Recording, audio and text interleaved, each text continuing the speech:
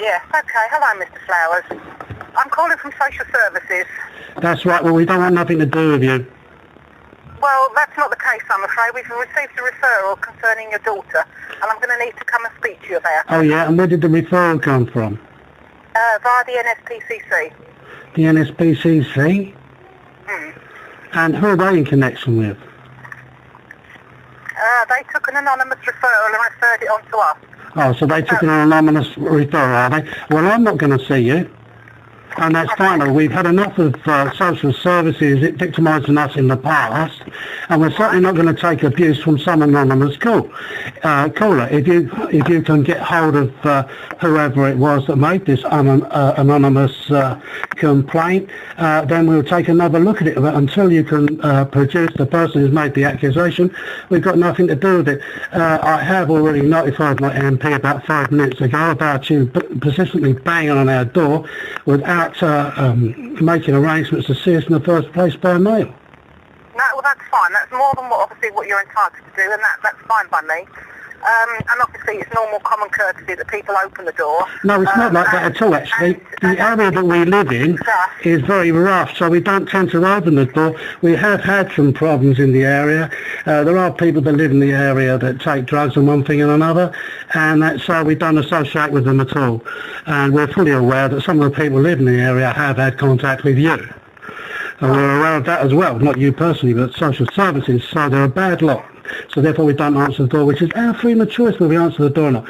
So as I say, at the end of the day, if you've had some anonymous call, it's unacceptable. I'm not having you in my house, and I'm not having nothing to do with you, right, until you can bring to light who the person is who's made an accusation, because we're not standing for it. And, that's it basically in a nutshell. We've been victimised by you once before, social services. Are you aware of that? Why do you feel you've been victimised by us? Why? That's quite simple. What happened is that me and my wife were having a baby. That's right, yeah. And our first child, everything was so beautiful. And it was coming up to Christmas, and we got everything ready in the place that we were living at, decorated it all ready for Christmas and everything. And everything was fine. My wife was doing exercise on a regular basis because she had pregnancy diabetes and she had blood pressure issues. So anyway, we went to she doesn't travel well on a bus and so we went to see the consultant at the hospital as you do normally, and he checked her blood pressure and said, oh, I think we need to increase your blood pressure tablets. So we did, right, went to GP, all done. So anyway, after about a week, we went back to the GP at Whitehorse and said, can you check my wife again, because we're not sure about this, because she doesn't travel too well and it tends to put her blood pressure up. So anyway, being the father that I am, of my future child and the rest of it, so when the doctor turned around and said, yeah, the dose is incorrect.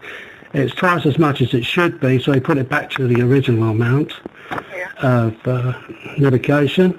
And so I felt obligated to tell the midwife. So I turned around to the midwife and said, now look, I have to let you know about this. The consultant put the medication up because the blood pressure was high when she visited, but the blood pressure went back to normal, and so the GP put it back as it was. The next thing I know, I'll speed up on this to save time with going into all of it. The midwife didn't follow procedures and went straight to social services and made a complaint that I was interfering with my wife's blood pressure tablets. So that was the first thing. Then the next thing, someone at social services said because my wife is a quiet person, she might be abused in the home. And she just isn't a great speaker, though. She's still quiet. It's a blessing in some ways. So the thing is, she's a quiet person. When she's got something to say, she says it. She does a very good job as a mother. She's brilliant. I would like to say I'm a pretty damn good father myself. So anyway, moving on from that, the next thing we know, you can understand, social services has got the most terrible reputation, and that's the fact YouTube is plastered with everything under the sun. My opinion of social services personally is from experiences they need to seriously update.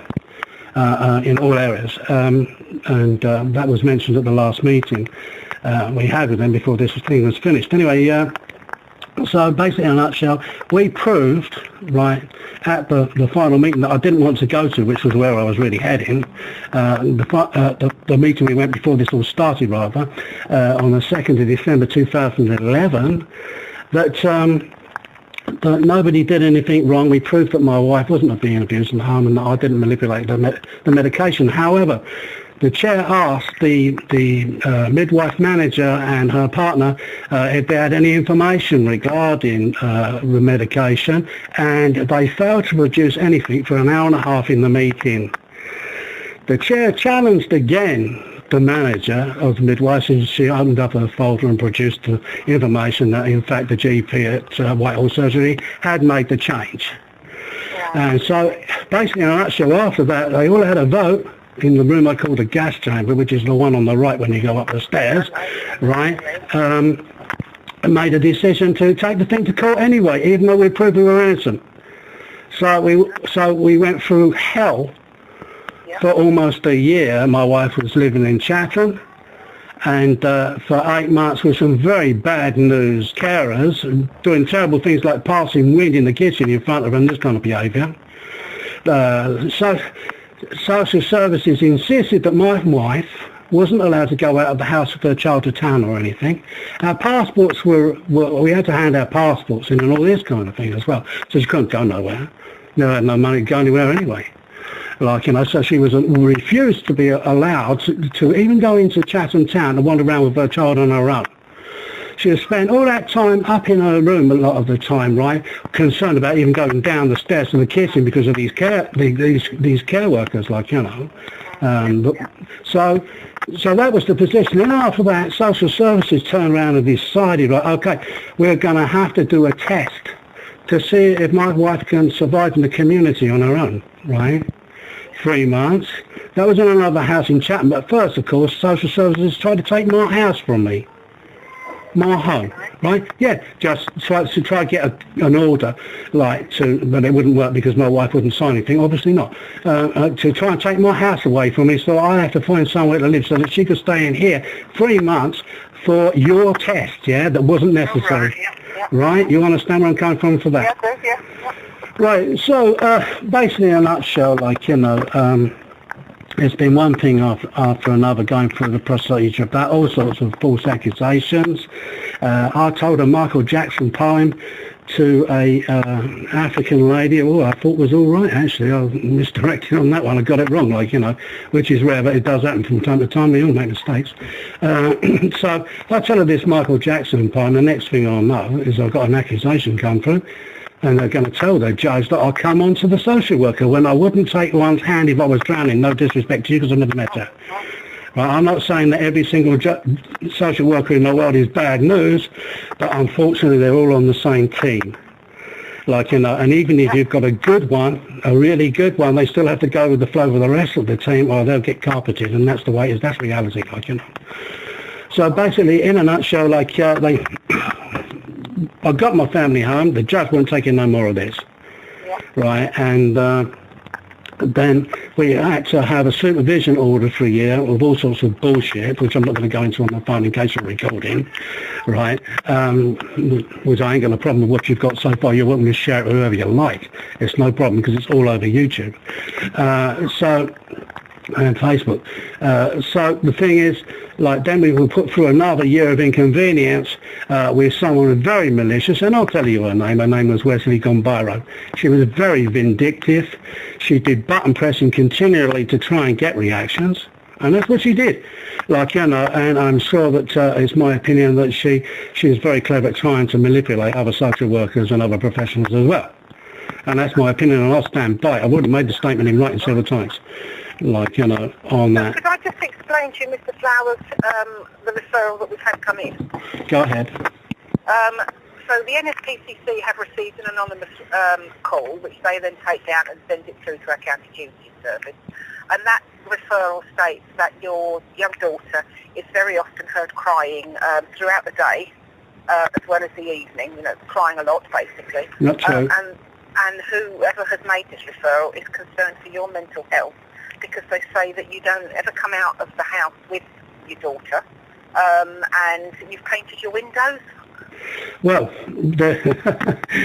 well, I should imagine, right, that probably is someone who's vindictive that would tell you a lot of lies, that lives just down the road, who had a lot of visits from social workers, whose whole family are cannabis smokers, but I'm not going to give you the door number to that at this time because I have to live here, right? Yeah, no. Right, okay. Well, the thing is, at the end of the day, all kids make noise. Some kids are more noisier than others. It's not. She doesn't really make a lot of crying sounds or anything like that. She's very self-expressive and wonderful, active, lively child.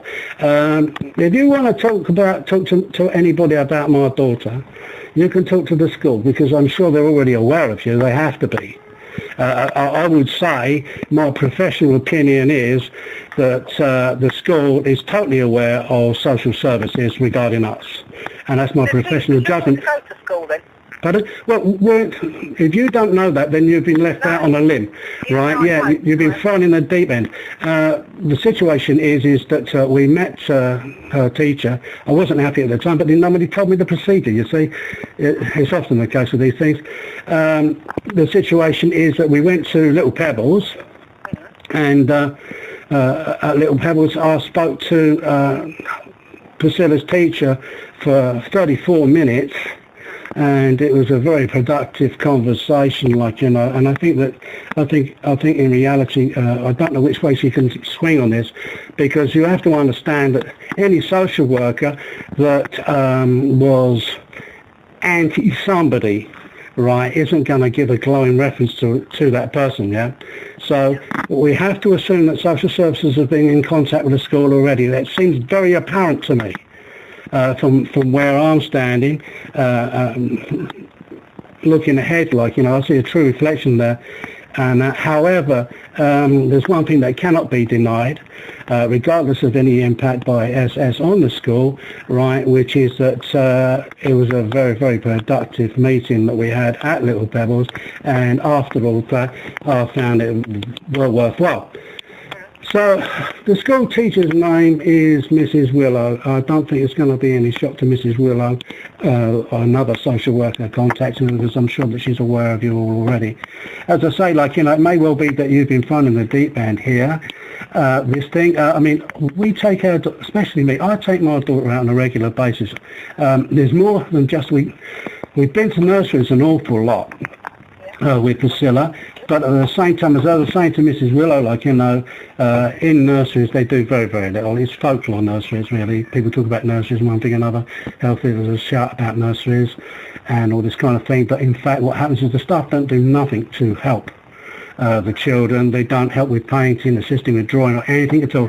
The safety in a nursery is down to the parent, and any structured play is down to the parent. But I think at the end of the day, the child really needs to be self-expressive and free in that environment. Just play and do what they want to do, because they have rights too, you understand? Yeah, I mean, the thing is, today, I had a joke with someone today, like, you know, it was just to prove a point. Like, you know, it's about giving kids stickers. Now, children are children. That's the end of that. Like, you know, a child is a child, 5-year-old child is a child. But at the same time, they're very intelligent. Blew me away, the discoveries over the years. Like, you know, just how intelligent children are. And it's all children, I've noticed it. Like, you know, so these children right there, they're moving forwards, they're learning, they're stripping down your furniture if they can get away with it, whatever, to make discoveries, yeah? Find out why, so on and so forth. So the thing is... But they don't explore, Mr. Flowers, they don't learn, do they? Exactly. So the thing with this is, at the end of the day, you imagine a teacher, the teachers are as responsible as nursery workers, for giving kids stickers, right? Now the thing is, if the reaction I got with this piece of humour I gave out today, the person wasn't too pleased with me suggesting the staff should have stickers for doing well at work. So can you